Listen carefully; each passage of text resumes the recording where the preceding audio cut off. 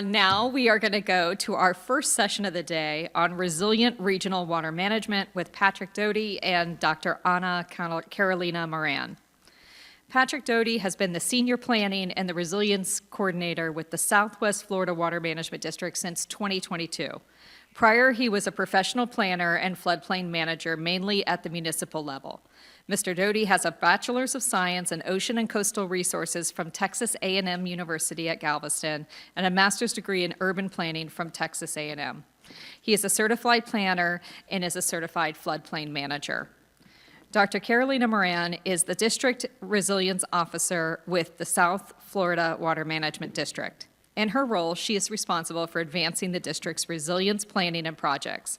Dr. Maran has nearly 20 years of experience working on water resource planning, management, and regulation, water and climate resiliency, water allocation rules and conflict resolution, hydrologic and hydraulic modeling, decision support systems, and GIS.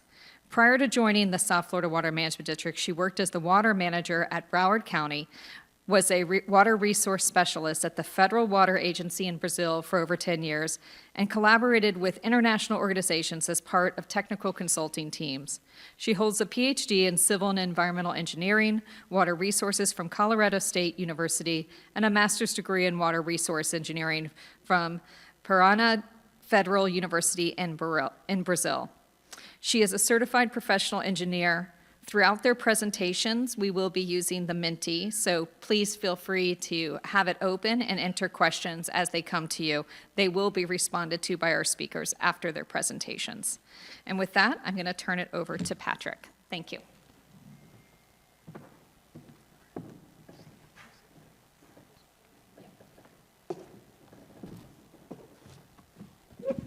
Good morning, everybody. I'm Patrick Doty. I'm a senior planner and the resilience coordinator for Southwest Florida Water Management District.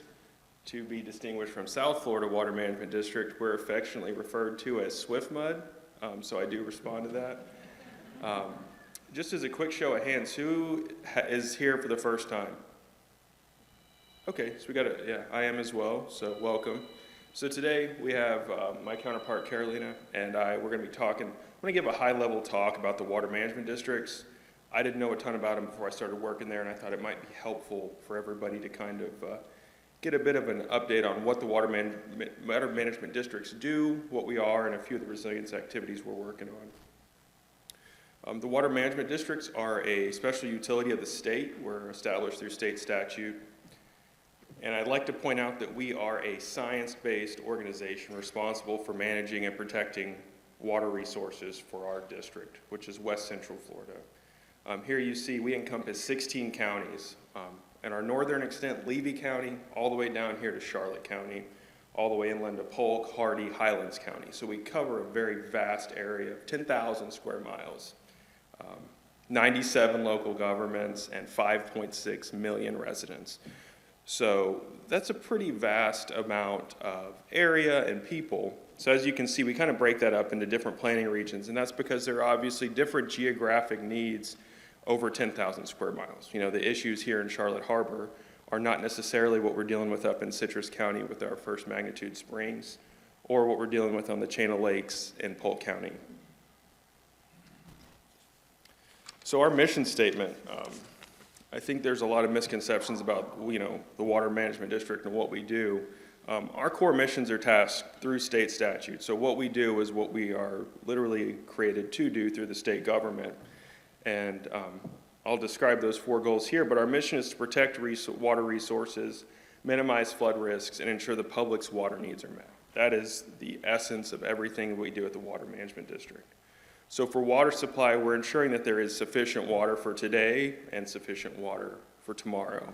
I think, and Wes Brooks, Dr. Brooks said 900 people a day are moving to the state.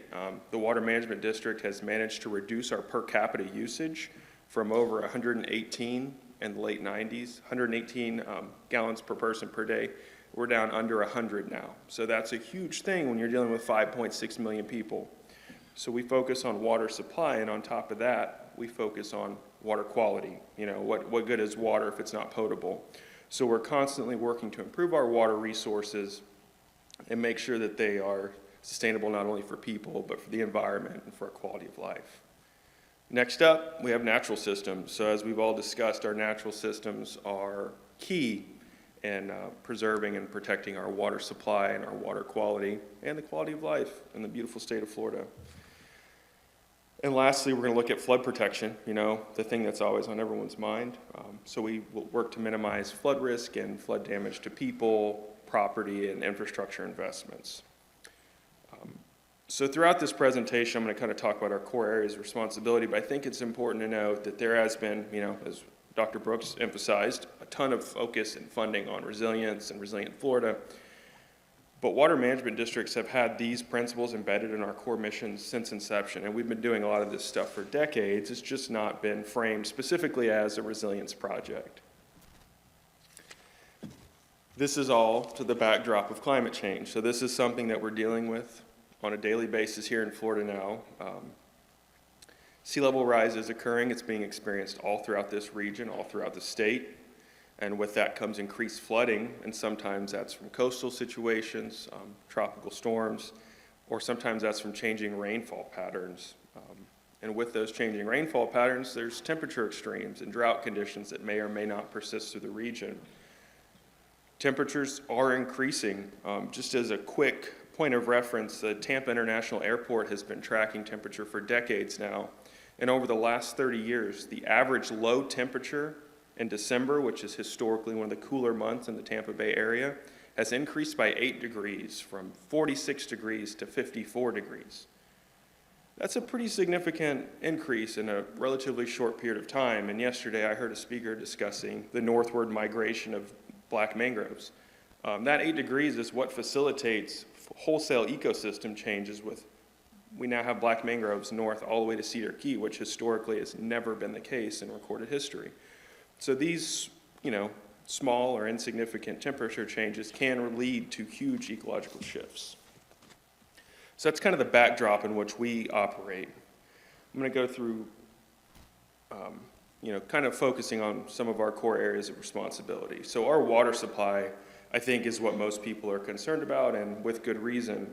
The district has been working to develop all levels of water supply. Alternative water supplies have been a tremendous focus, with the majority of our budget focusing on that over the last 2 years and into the next 5 years.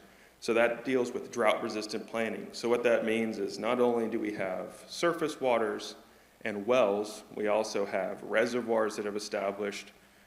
Here in this area, we have the Peace River, Minnesota Water Authority, and that has, I think, at our hearing on Tuesday, it said they had 494 days of water reserved in that reservoir down at Peace River, Minnesota.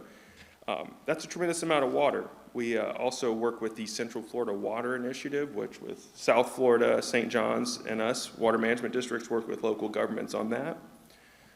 Southwest Florida Water Management District, we actually lead the state and the nation on some metrics for our reclaimed water usage, which I know some people can find that controversial, but we have a tremendous amount of non-potable water being reused beneficially that helps maintain our potable water supply, which, as we all know, we need water to drink. So if we're not using that to put on golf courses, I think in general that's a good thing.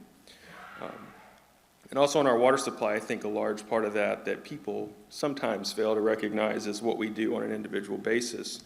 So the district has been a large proponent of the Florida Water Star program, which is a homeowner level water conservation measure, with low flow toilets, irrigation, shower heads, things of that nature. Because there are currently water restrictions all through the Tampa Bay region because we are still in drought conditions. So those sorts of things really help maintain our water supply. Next up, we look at water quality. The district has a wealth of information. We have been checking our water quality for decades. And you might ask, how does water quality tie into resilience? Well, we live along the Gulf of Mexico, correct? And our main source of water is the Floridan aquifer. So there's actually a saltwater, freshwater interface between the Floridan and the Gulf of Mexico, and that's something that the district has been tracking for 20 plus years to make sure that we're maintaining our freshwater supply and doing what we can to ensure water flow to maintain that interface to push that water, the saltwater back. This is something that we have been doing for an extended period of time. And we monitor all of our well networks. So every time a well is permitted in the district, that has a ton of reporting metrics that allow us to maintain information on what that quality of water is and if it is compromised. These tools help us understand where our water is today, where it has been historically, and what we need to do in the future to adapt to that.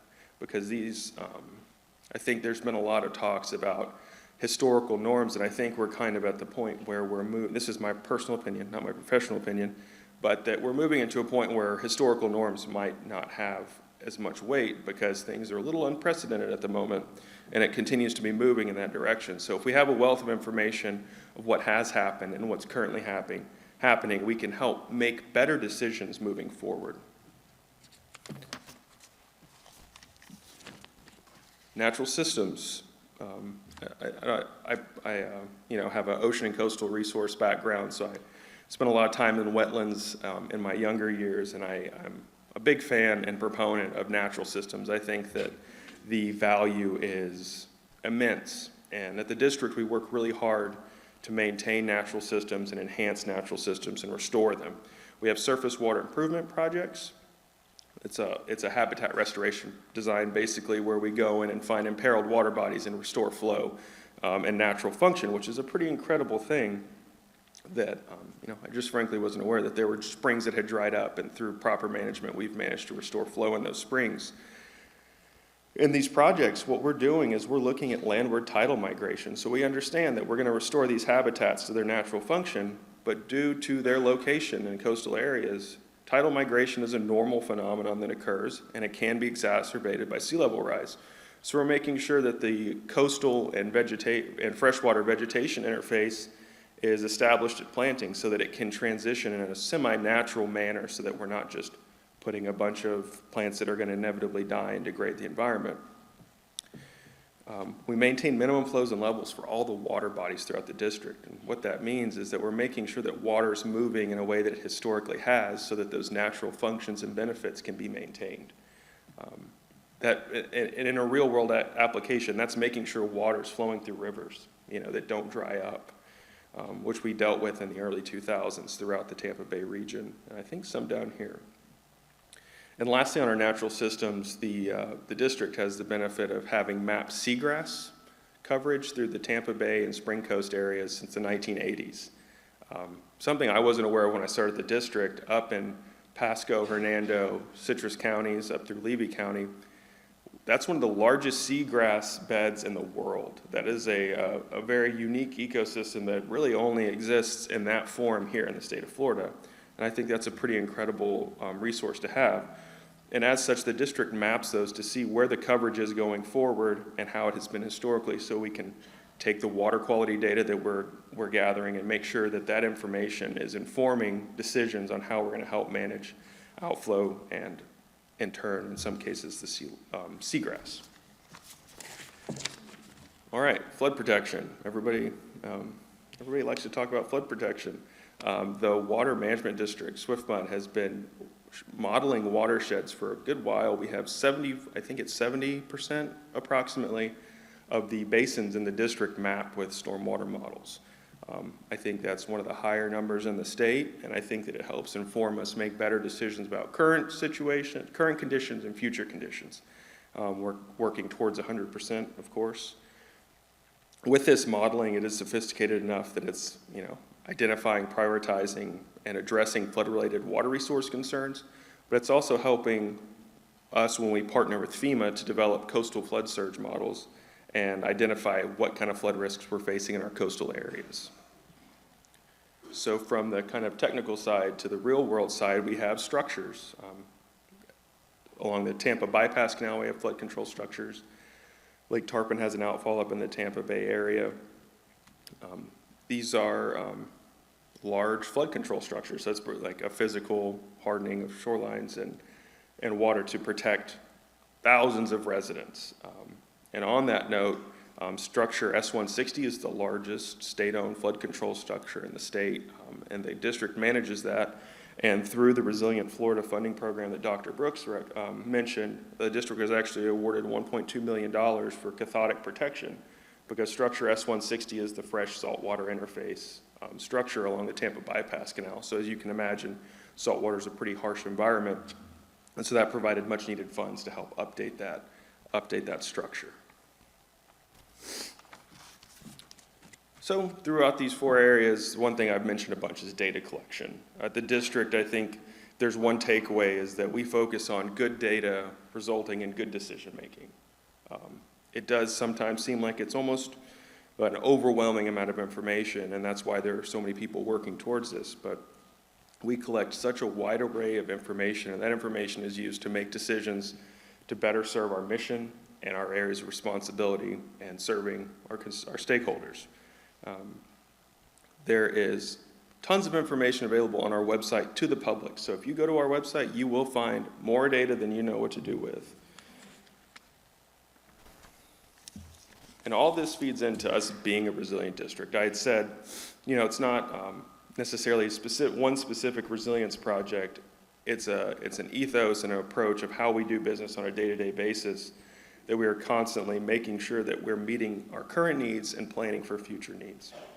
And I think that is an important part of every operation to function, that we have a core mission, and so we have to ensure we're serving that, and resilience is required to make sure that we can do that in future conditions. All this being said, we don't do it alone. The district works with regional stakeholders, counties, NGOs, non-governmental organizations, nonprofit organizations, universities, state agencies, and this is just a few folks that we've worked with. The district has also been a pretty good leader in cooperative funding initiatives. And so what that does is that's a 50-50 match of shovel-ready projects. So if somebody comes in with a project that serves one of our areas of responsibility and it meets our grading criteria, we will help fund that. In the last few years, I had mentioned most of the cooperative funding has gone towards really large-scale alternative water supply improvements, but nonetheless, we have worked to make sure that local operators can get funding they need to get water quality projects done at the local scale that maybe isn't feasible for the district. And with that, I will close on mentioning the strategic plan for the district. So one thing that I think is a really good tool and great exercise for our organization and everybody's organization is a 5-year strategic plan. I have the pleasure of putting that together every year. It's updated annually, and this is a 5-year plan, and it looks at strategic initiatives for the entire district. So what are we going to be focusing on? It's usually about 10 strategic initiatives, and then that breaks it out into regional objectives and priorities. So like I said, what we're dealing with in Citrus County is different than what we're dealing with in Charlotte County. So the Springs Coast has 5 first magnitude springs, and then down here we have Charlotte Harbor. So there are regional initiatives that are provided for every area to make sure we're meeting the needs of our stakeholders. I do have a QR code to the strategic plan. This will open up last year's, actually. Just on Tuesday, I was at the governing board and we got our 2024 approved. I just didn't have time to put it into this presentation. You have my contact information. I'm happy to provide that if you have any questions. Also happy to answer those, and I really appreciate the opportunity to be here. Thanks.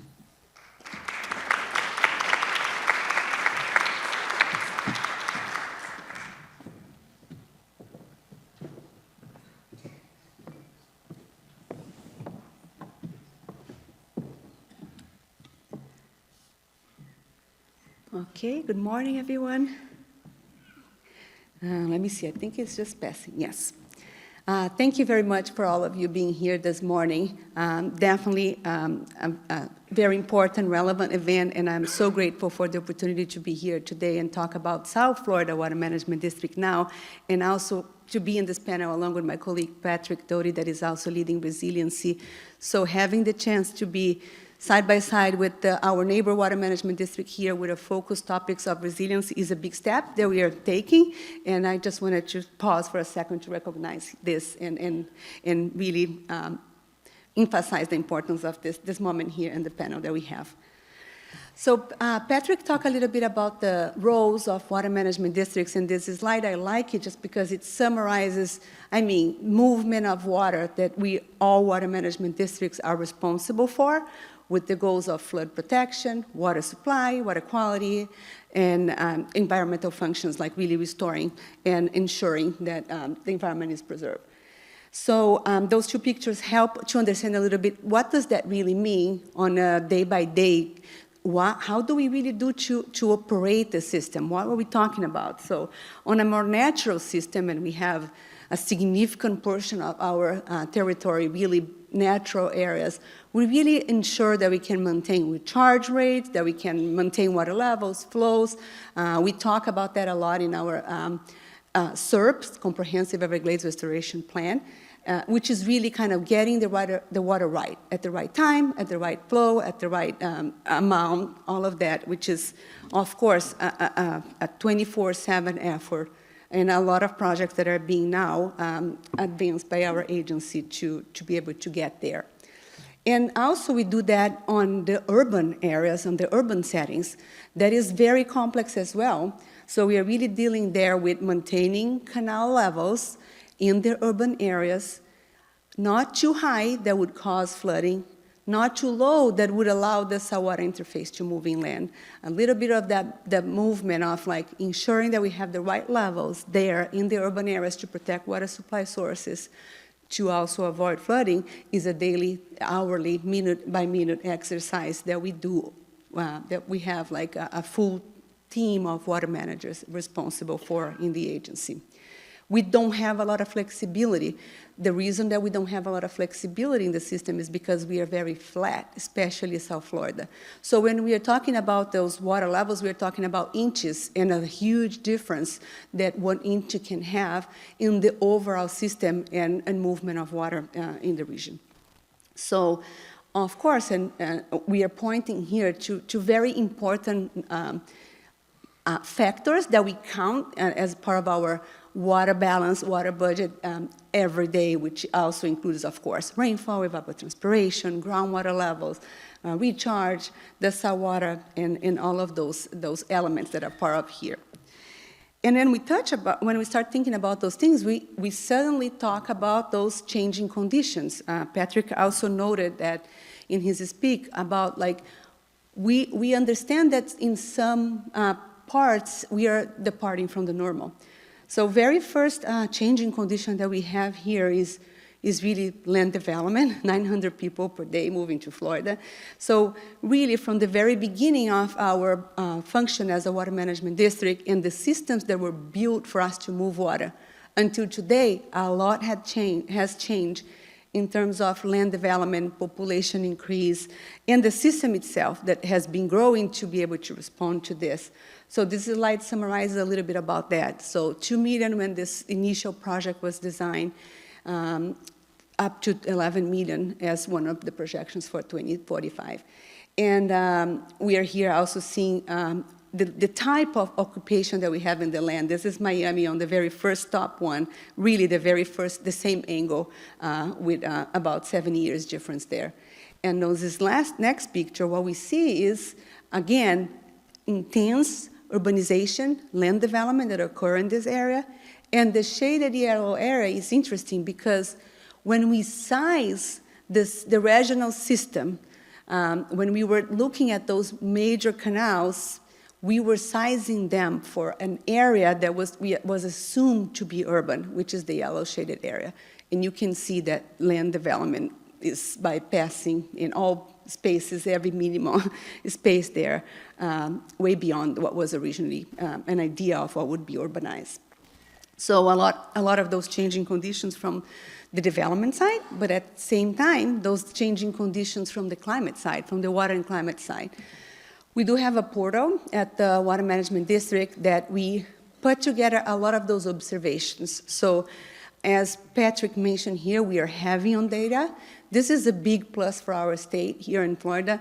I've heard the other day somebody talking about Florida itself having 10 times more data than 70 states in the southern U.S., and I hate to use that without the proper reference, especially now when we are dealing with, we need to check all the sources, but it came from a reliable source. But it's impressive, the amount of data that we have here in Florida, and a major reason for that is really the water management districts doing their work and having to rely on these extensive data sets.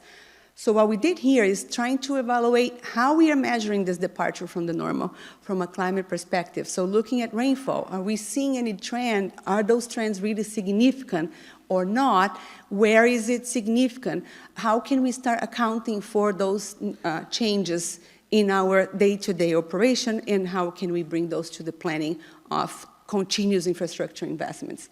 We are looking at evapotranspiration. Of course, temperature that is as well documented by all the other agencies, but embedded that we have the evapotranspiration changes. We are looking at sea levels, of course, the most clear trend that we have being documented in Florida, so really the increase in sea level. We do have specific state gauges along the coast from very, very dense network there, really measuring those changes as well, and some acceleration that has occurred in the recent past. Saltwater intrusion, of course, really making sure that we are tracking the involvement of the saltwater interface there and how it might be or not moving inland. From the more natural side, we track also salinity in some of those natural areas, estuary base. We have here a very dense analysis on the Everglades. We also look at mangrove and estuarine migration, so what's happening, and Patrick also touched this in his presentation, so are we seeing inland movement of those very important systems that exist in our coast, and what does that mean? And the final one is soil subsidence. I think what we have been monitoring here is also some loss of soil due to this salinity, and so what can be done in terms of that, and in some cases even some success stories there where we are trying to maintain some of those subsidence rates very low. So trying to show a little bit of the data for you. I'm not going to go through all of that. There is a lot of data, but just a quick glance on what we have on this page. Rainfall observations here in the West Coast. We do have a significant trend that we were able to capture for the wet season, meaning that in average we might be with the same amount of rain, but what we are seeing is it's concentrated a little bit more on the wet season and a little bit less on the dry season. So meaning what everybody else is saying, the extremes, the low and the high are really being a little bit more intense. So we were able to capture a little bit of that, and this is definitely the strongest sign that we have in the whole South Florida. Trends on sea level rise, again, this is the most clear one. We have trends documented throughout the coast, east and west, and also we can see this in this picture on the tail end. We can see a little bit of deceleration in the rate of sea level rise that is happening more recently in this more recent years. Also, going from a data observation point to how can we project that into the future? Of course, we use this analysis of what's happening, the rates and everything to help us plan for future scenarios, but it's not a very simple exercise of just extrapolating this trend line. There is a lot of other observations that we need to account for. Here I'm just showing projections for sea level rise in 3 different scenarios. There is an extensive work group at the federal level that has been doing research and publishing reports for the past 15, 20 years, very consolidated reports, and this is the graph of the more recent report that was published to this federal task force, NOAA, NASA, and others, really showing here a good sign. I think the latest report that we got was a lot of consensus in about 1 feet of sea level rise by 2050. So a lot of the models really showing a little bit of this consensus. And I want to point to something here, very important too, and very relevant. We will have a projection for the state. What does that mean? A statewide projection is how we as a state are looking into that and how we are kind of beginning to understand the assumptions that we want to make here as we plan for those future conditions. There is a work group that is finalizing a report. It's through the Florida Flood Hub. This hub was created about 3 years ago through Senate Bill 1954. So it's really I would say, apply research, innovation, research on the topic of what are the data, what are the assumptions that we need to be planning for the future. So stay tuned there. I hope we can have more of those, the data and those projections really uniformized throughout the state so we can kind of compare things and work in collaboration, further in more collaboration. From rainfall point of view, we have initiated an effort for South Florida in partnership with the USGS and FIU. I do have some numbers here for this, again, Southwest Florida region. Let me look closer. We have about, for the 5-year return frequency here, meaning, a more daily type of rainfall event, not daily, but a more recurrent type of rainfall event, a small 5-year, we are anticipating 12% increase in 50 years. So by 2070, about 12% increase in those 5-year recurrent events happening here. So this database is available in our portal. We can look at the different regions there, and it has for all the return frequencies. So what is really what we call a change factor on how we can start assuming future conditions for rainfall as we plan for those, especially in this case, vulnerability assessments, flood vulnerability assessments. This is what this initial data set was formulated for, and that's how we have been using for planning vulnerability assessments of those flood conditions into the future. I have a little bit more data here just to show you for those different recurrence frequencies where we are looking at. So I would say in average about 20% increase if you look throughout the curve here. The state is also working on rainfall projections statewide. There is an effort going on right now, again from the Florida Flood Hub. There is a rainfall working group parallel to the sea level rise working group. What we are doing right now, I am part of the rainfall working group, is expanding this initial effort that was done in South Florida to the state, and also working on a regional climate model that can better capture some of the rainfall. The way that rainfall occurs in Florida in general is very particular. It's not well capturing the existing global climate model, so we are looking at partnerships with universities here in Florida to help us understand how we can better capture those rainfall occurrences into those future climate models. So a regional climate model for Florida is what we are beginning to advance as part of this collaboration at the statewide level. A lot to come. Stay tuned there as well. I'm sure we're going to be having updates. Wes probably will be bringing updates sooner in some of the future meetings. So I want to go back a little bit to observe, really looking at saltwater interface. This is what we have in our hub there, the Water and Climate Metrics Hub as well. We have been monitoring saltwater interface in the east and west coast. I'm showing you a map here. So every 5 years, we do a very extensive collection during the dry season. It's happening right now, in fact. So the next update is 2024, and the data that we'll be collecting is mostly between March, May. So we are getting out right now. We are asking for utilities to provide additional data beyond what is already required through our permits, but really ensuring that we have the best available data so we can really plot this updated saltwater interface line here as we advance this study. It's very important that we bring all the data to the table. So we have been really getting out and asking utilities, local governments to share any data that they might have in monitoring chlorides and any methodology. We do have total solids there, and we have some other ones that we can use to derive some of that. So stay in touch if you do have some data that can help us. I'm going to really use this moment to reinforce the importance of sharing this data with us. We are anticipating the beginning of wet season tools as well. It's just something else that is happening right now. 2024, we had a meeting yesterday to share some of those efforts that we're going to be doing in 2024. So we have a flood information resource. We were able to map past flooding events, and we have an extensive repository right now in place that we are going to be enhancing as we advance. But I mean, we have a lot of data from from the 1990s to today's, I think we're capturing a good amount of those flood event occurrences there, looking at flood recurrency, and really engaging to get more data from now on. So we do have a survey that we are getting out to the public in collaboration with the local governments there, and ensuring that, again, we capture data throughout the event, not only for us to respond better right at the time of the event, but also to keep this data in a database, in a repository that we can use for enhancing planning efforts, modeling, and calibrating models, and all of that.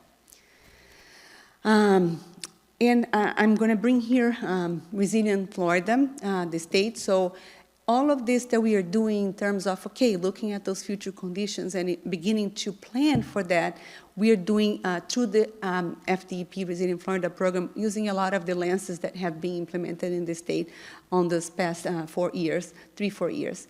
I'm using a slide here that is a courtesy from Eddie Boza from FDEP. He is the director of the Resilient Florida program there.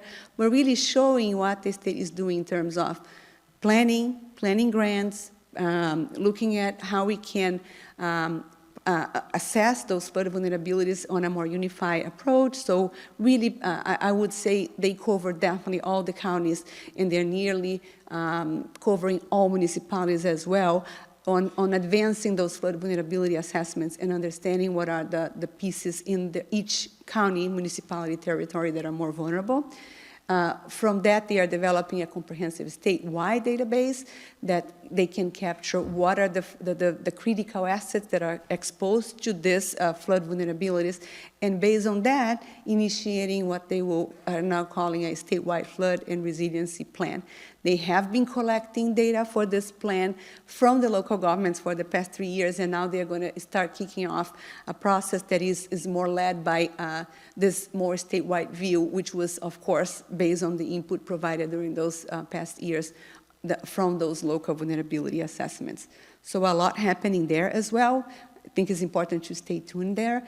And just something new that came in 2023 is really the role of the water managers in working in collaboration with this local governments, county governments. As it's very clear in the presentation today in this panel, the water management districts play a big role in moving water around, especially because Florida is unique. So really, to be able to understand your flood vulnerability, it's very important that as a local government, as a county, you connect to your water management district. You understand from a regional system perspective what you should make as best assumptions. So what this update from the legislator brought in 2022 is really the opportunities for the counties to partner with the water management districts in advancing this assessments, vulnerability assessments, and most important, on the adaptation planning side. So what are the solutions that we are planning? Let's ensure that this is a coordinated process, that as we plan for infrastructure investments, they are aligned with the infrastructure investments that are needed in the local level. So following this path, of course, of flood vulnerability, we have been investing significant efforts as an agency to look at flood vulnerability. We have a program in place for 10 years now, the level of service program. We have assessed a lot of the basins that are mapped here as red. So the most vulnerable areas from our system that we identify today as most vulnerable have been mapped. We have developed those advanced hydrologic models to be able to fully assess flood risks there and start recommending what are the infrastructure investments that we need to address to a desired flood level of service today, but ensure that this level is maintained through the future as those conditions evolve. So as we have more intense rainfall events, as the sea level continues to rise. And right now we kick off, last year we kick off a study with the Corps.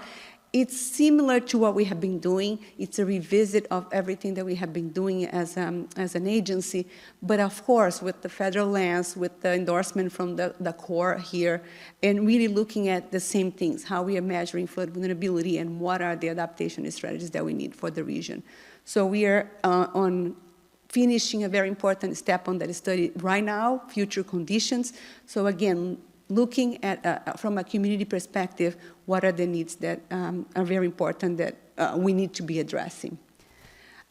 We do have a plan, so those 10 years of assessments led to some initial recommendations on what we need to do, what are we talking about, what are those infrastructure investments that we need to be looking at.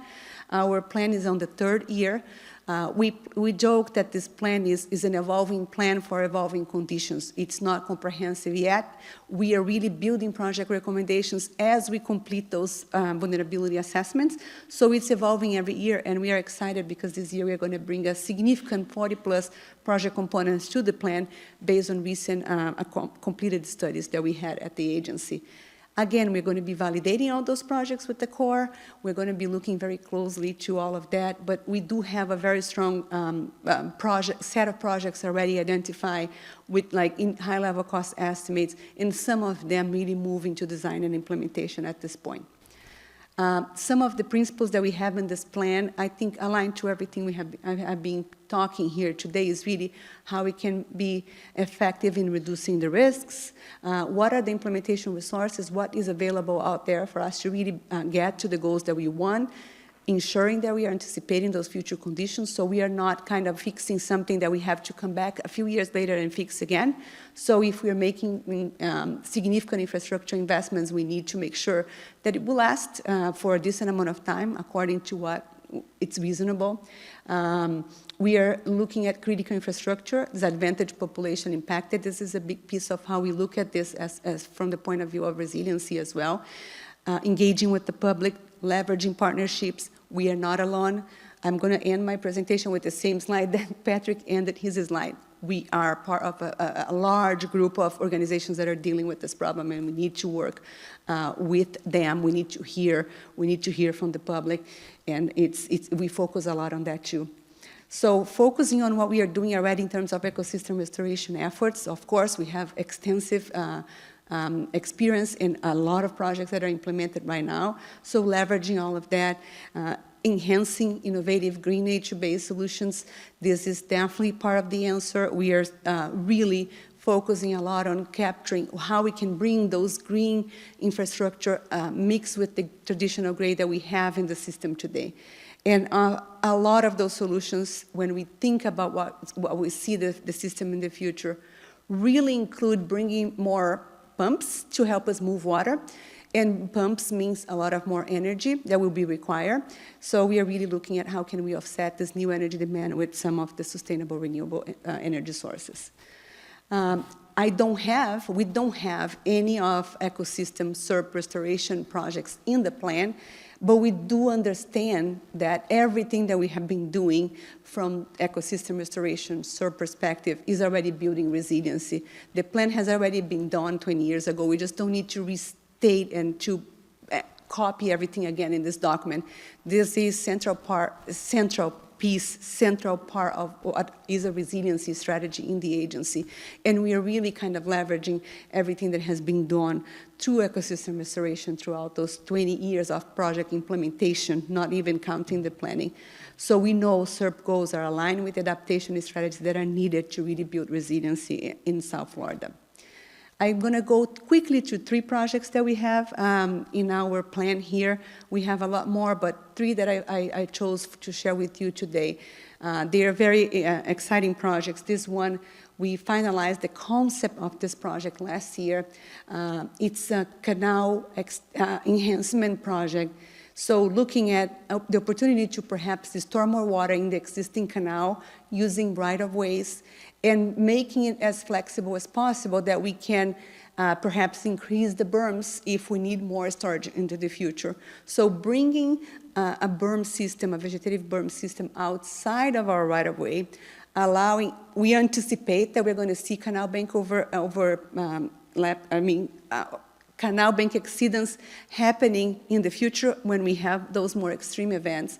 So what we are thinking here is really allowing this canal to serve more as not really a floodplain. I know that the real floodplains are much larger than this, but almost like mimicking floodplains functions here and allowing this water to come in and out, and again, having a berm to protect the community on the outside side.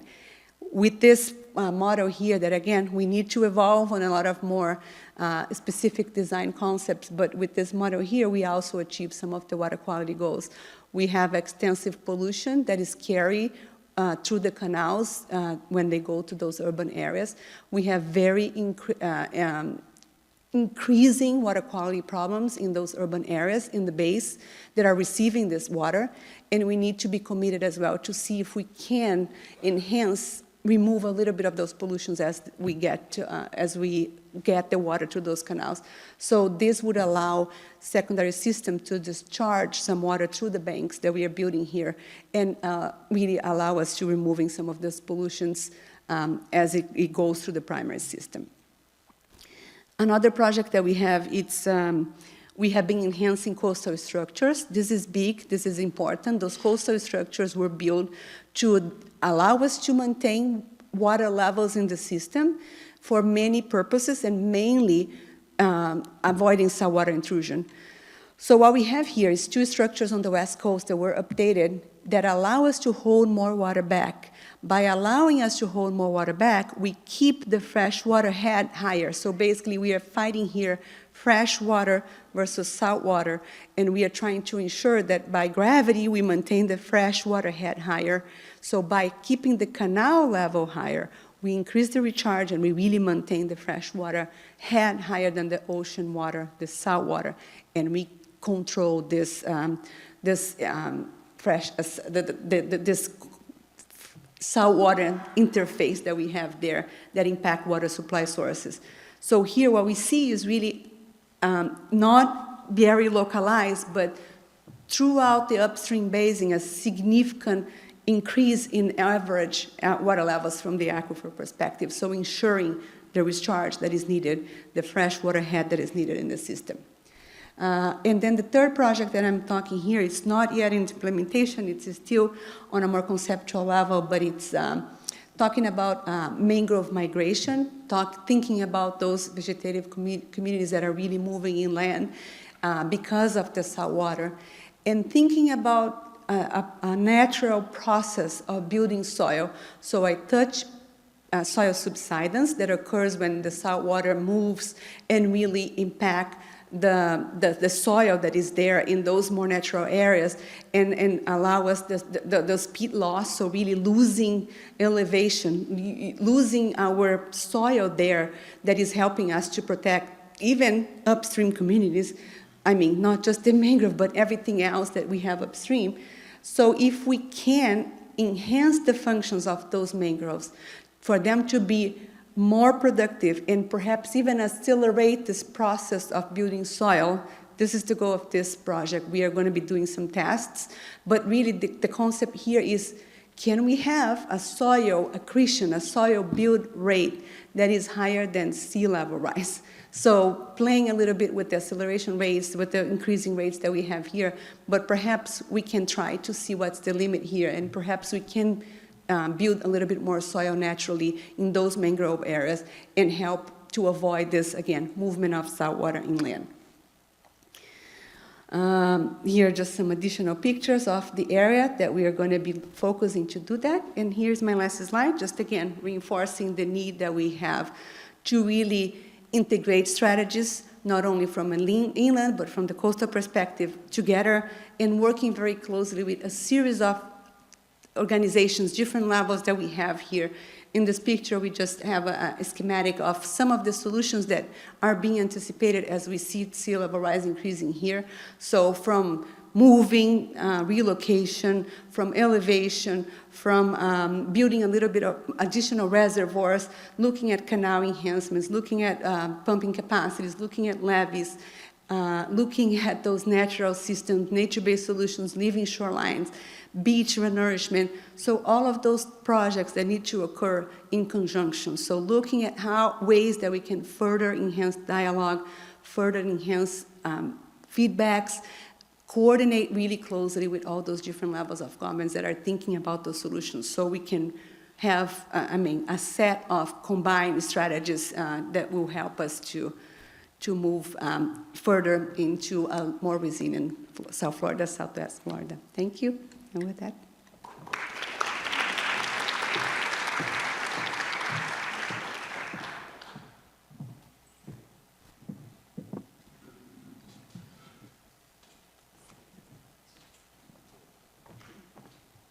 All right. Now we're going to go to our mentees, so if you haven't already, feel free to enter your questions now. We're going to open it up and start going one by one. The first question is, what, if any, could homeowner rainwater collection have on groundwater recharge? What, if any, could homeowner rain collection systems have on groundwater recharge? I'm happy to start.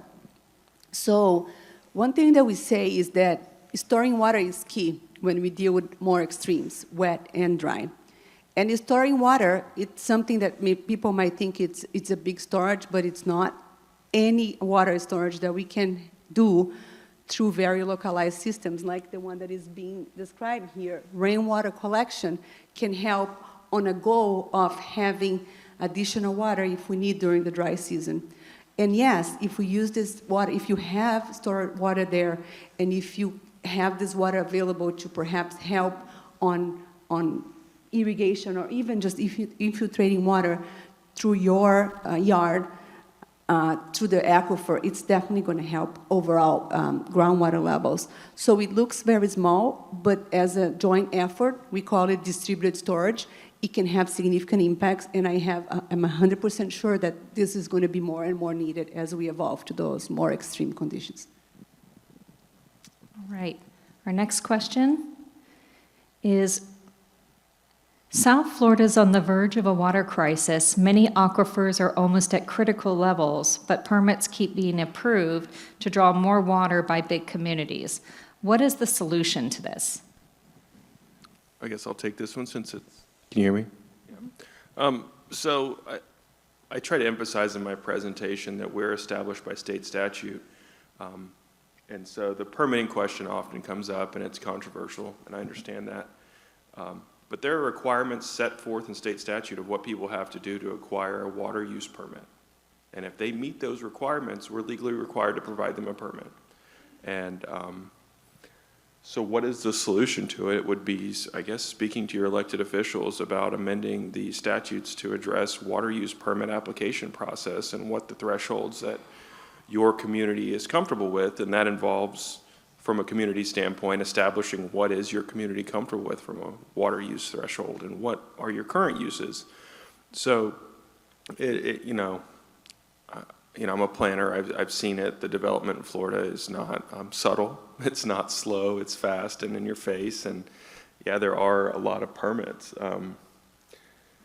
But I think that saying that aquifers are at critical levels, the aquifer is, being utilized by everybody throughout the state. And so I think it does provide a unique challenge. But as I stated in my presentation, we're working literally every day nonstop to ensure that there is water supply for every resident throughout both water management district. That's our task. So we are maintaining aquifer levels and providing alternative water supplies as well to ensure that our current and future needs will be met. All right. Next question. If you want to go ahead and select one. Mr. Doty, what are some specific examples of water supply projects? Are you monitoring saltwater intrusion in drinking water supply areas? And if so, what are you finding? It's a few questions. So water supply projects, we have the Peace River, Minnesota Water Supply Authority. That's a cooperatively funded project with the Water Management District. I think that's 8 billion gallons of water. So what that facility does is it has, I can't remember the acreage, but a very large reservoir that pumps water off the Peace River during the rainy season, and then also provides water during, so basically once they fill up the reservoirs during the rainy season, they utilize surface waters off Peace River to supply water when needed. Up in Tampa Bay, we have the Bill Young Reservoir, which is a similar system, which is surface water, injection wells, and utilization of a storage reservoir. So that's some of the bigger projects. I mean, these are billions of gallons of water. I think I said the Peace River Reservoir has well over a year's worth of water supply for the southern planning region. So, I mean, that's a tremendous amount of water. So we have saltwater intrusion monitors in all of our wells along the coastal areas. It's called isochlor monitoring. That's actually information we don't provide publicly, but we have been tracking it since I think about 2006. And so we're making sure that we are tracking it. We have the SWML, which is the saltwater intrusion minimum aquifer level. I'm not a water scientist, so bear with me. I'm just a planner, floodplain manager, but basically there's static pressure required from water in an aquifer to maintain fresh water versus salt water because they have different densities. And we have in the southern water use caution area, which this area is located within, for the first time, it looks like we're going to meet the minimum level of the aquifer to maintain that pressure to ensure our fresh water supply. So we are constantly monitoring it. It is an issue. I mean, it's unavoidable. We're surrounded by water on all sides, and our aquifer is one gigantic aquifer. The Floridan aquifer is the entire state of Florida. So there's smaller sub-aquifers, but in general, the Floridan aquifer is, you know, South Florida, St. John's, everybody uses water from that same area. So we are finding that there is saltwater intrusion, but we have taken steps and took steps a long time ago to ensure that that water supply is preserved, and we're seeing progress in the positive manner. All right. The next question.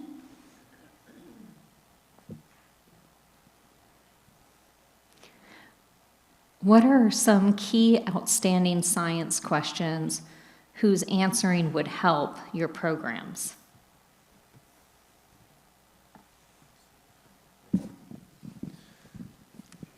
I don't think I understand the question, to be completely honest. Is there anything that isn't being researched, I suppose, that should be further investigated and researched to continue to expand our knowledge base for undertaking the different resiliency activities you guys are undertaking? I'm sure there are. I mean, you know, we're kind of heads down, nose on the grindstone for our areas of responsibility and our core missions. So maybe it's something that, you know, if the public finds something that maybe we're not answering, but I think that in general from our you know, what we're looking at, I think that we're doing as much as we can on the forefronts of our goals for water supply, quality, and natural systems. I think that we're constantly working on it and have hundreds of experts daily just trying to make sure that these systems are and requirements are being met.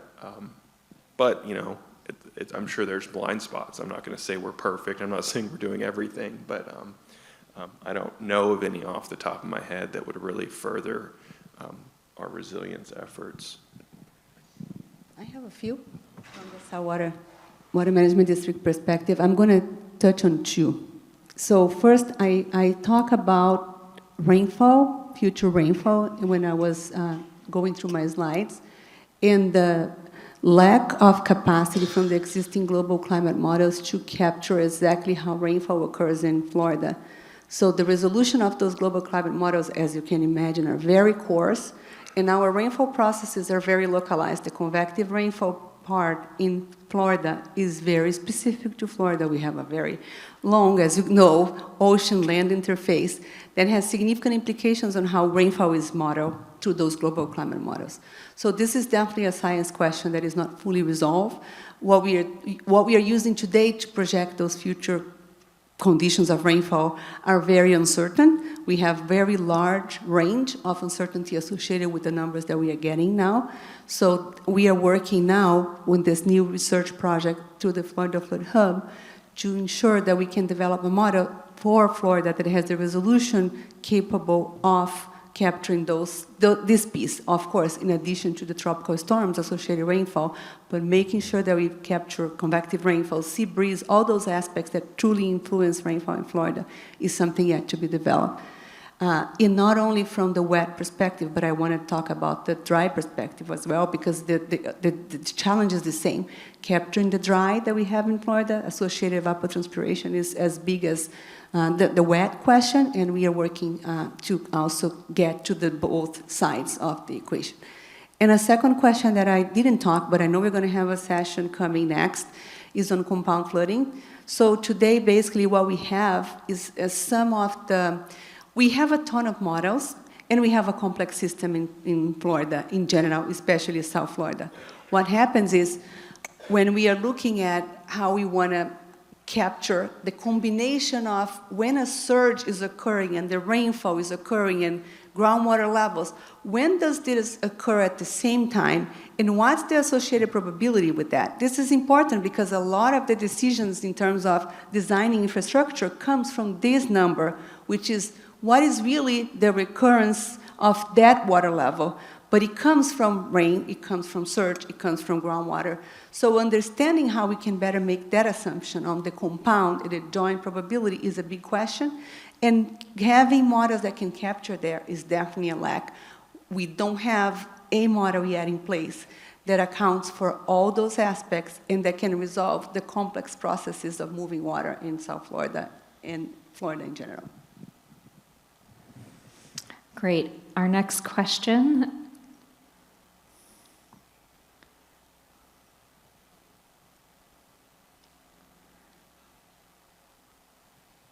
Okay. Dr. Moran, what are the most important projects South Florida Water Management District is working on right now to build climate resilience? I know you've touched on some in your presentation, but are there any others you'd like to highlight? Sure. So I would mention two again here, and I will start with SWFWMD. I have no doubt that the work that has been done through ecosystem restoration through those past 20 years has been building resiliency in South Florida. And this is a process that needs to continue, that needs to be reinforced, that needs to be boosted more as we go. So, but there is a significant number of projects that are enhancing storage, that are enhancing the quality, when the water is needed there for those ecological functions to exist, restoring the base. So significant progress that are being done, and especially, of course, the Everglades National Park. Those are essential to South Florida. Those are essential to the water supply. This is where we get the freshwater head. We need that freshwater head high. So SWFWMD is already a significant example of those resiliency projects that are really being implemented now. In addition to that, we are looking at this extensive canal network that we have that was built in the 50s. So it's an old system, 7 years old. We touch about some of the assumptions when it was designed, how big would be the population, how much land will be urbanized, how much water we'll get, and of course all of this change, and the system is aging. So we are looking at a lot of exactly those big canals and water control structures and what is needed for them to continue to perform in the future. So in the plan we have a lot of coastal structures, for instance, coastal structures resiliency, which is really elevating the structure, ensuring all the components that make that structure functional are out of any kind of flood risk, adding flexibility. So right now we have a gate that is fully dependent on gravity. A lot of our system is gravity-based, and the gate opens and closes according to the difference between headwater and freshwater. So we cannot rely only on the gravity anymore, and we know we lost discharge capacity in a lot of those gates, and what we are doing is we have to bring the system down much earlier, much earlier, because we know the amount of water that we can discharge is less because the sea level is higher. So what happens is we are also creating a risk there, because if we are having to begin lowering the system too early, and if the rain doesn't come, we really put the levels down too early when perhaps we didn't need to. So bringing flexibility, allowing us to operate also on a pump base, we will avoid those kinds of, we will recover this lost discharge capacity, but also allow us to make the decision closer to when it needs to be done. Yeah, I think most people underestimate that 1 in 3 Floridians I've heard gets their drinking water indirectly from the Everglades region, so that is so important. All right, our next question. Based on the data so far, what is the most concerning climate impacts for the water management districts? Is it extreme rainfall, saltwater intrusion, flooding? Do you have a prioritization as to which one keeps you up at night the most? Well, I think the big problem is that it's a dynamic issue. It's not one of them, it's all of them. You know, and that's the thing, is we don't have the benefit or pleasure of planning for just one of these things. So saltwater intrusion's huge. I mean, can't really drink salt water, but we have desalination stations. So it's a very expensive way to create drinking water, but it does create potable drinking water. Extreme rainfall, the district, when there's not water infiltrating, like Carolina said, like the problems of too much water and not enough water can sometimes share a lot of similarities, which is a kind of paradoxical but difficult thing to convey and to plan for. I think a lot of it is also the uncertainty of just like how big of a change are we going to see in the future, and is that going to continue? Is it going to return to historical norms? So I think the uncertainty and the dynamic nature of all these issues and balancing, Carolina talks about all the projects that are going on and the need to coordinate those. But, through different levels of government, you see the complexity, but I think that different levels of the natural, of these systems we're dealing with water supply and quality and saltwater intrusion and rainfall patterns, it's extremely dynamic. And I think if anything, that's the concern. And then on top of that, you have exacerbated tropical storms and sea level rise. There's a lot of different things pushing from a lot of different directions. I would just say ditto. All right. Next question.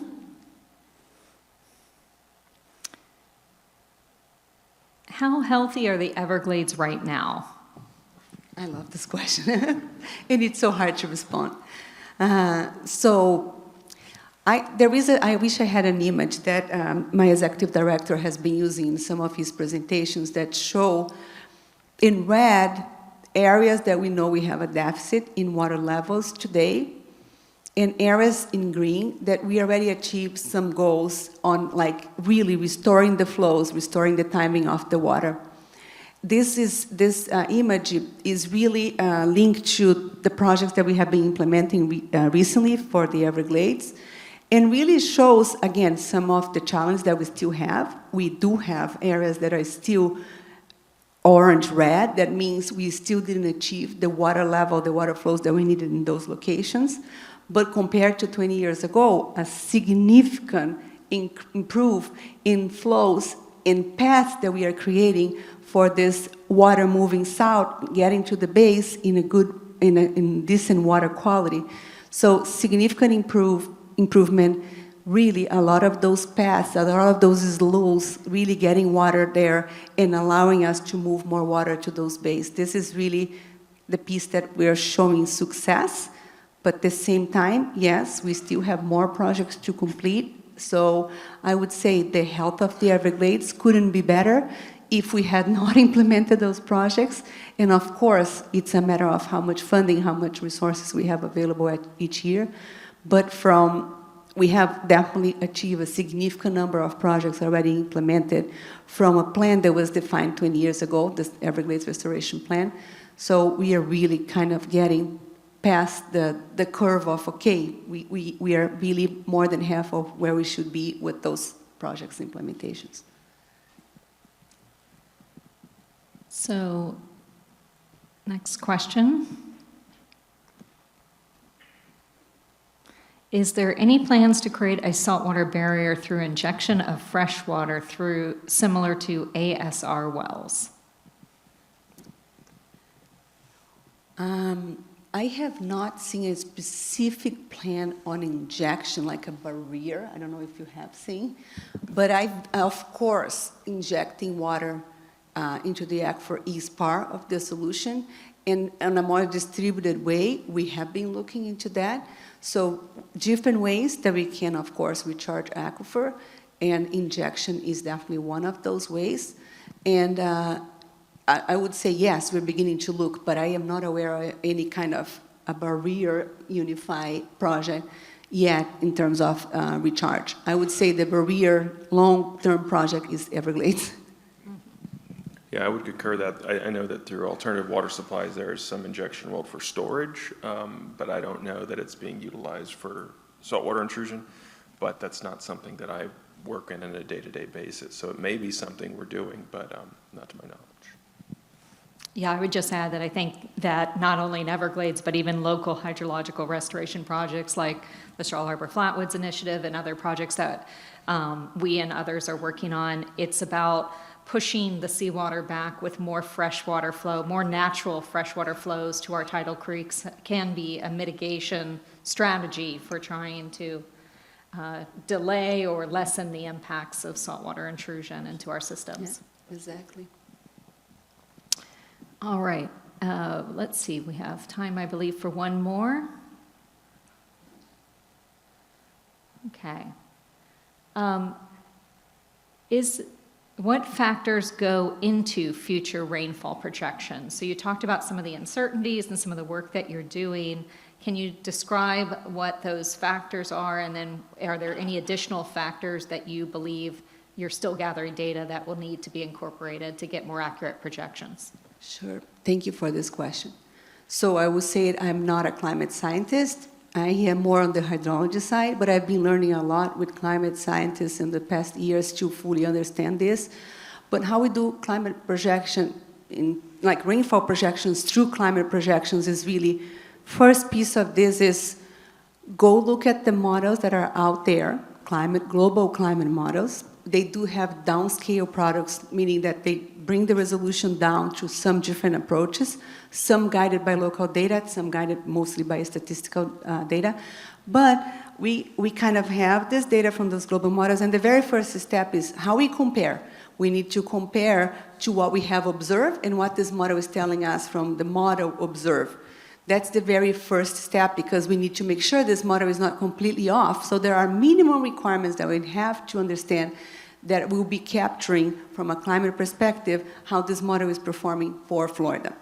So what we can do is they call bias correction. So if it's off somehow, but we know we can correct those climate models to represent a little bit better what we have been observing, we correct. Of course, we correct the model observed, and we correct the model future. So what we are reading in terms of future projection is really corrected to our reality here. So then, basically, and the data that we use for that, to do that is not only rainfall. Of course, we use how the model is getting from the temperature side, from the rainfall, from the ET, whatever data that we have available in that model we use to be able to calibrate, to verify. And then after we do that, usually what we are doing is combining a lot of them. We don't want to rely on only one model. I mean, there is a lot of uncertainty, and if we rely on only one, we might be just picking the wrong one. So what we do is we call ensemble. So we look at as much models as possible, and the ones that are performing good, and we kind of combine them into this future projection. So we read everything that we have from that model, already bias corrected, and we combine and we make an ensemble, and we show kind of directions that those models are pointing and the uncertainty range associated with those. So again, it's a lot of statistical work, basically comparing data and finding ways and using what they call probability distributions to feed and analyze your data. But yes, it's basically data observed, data model, and how you can kind of adjust along the way to look at your projections. Well, wonderful. Well, join me in thanking our panelists.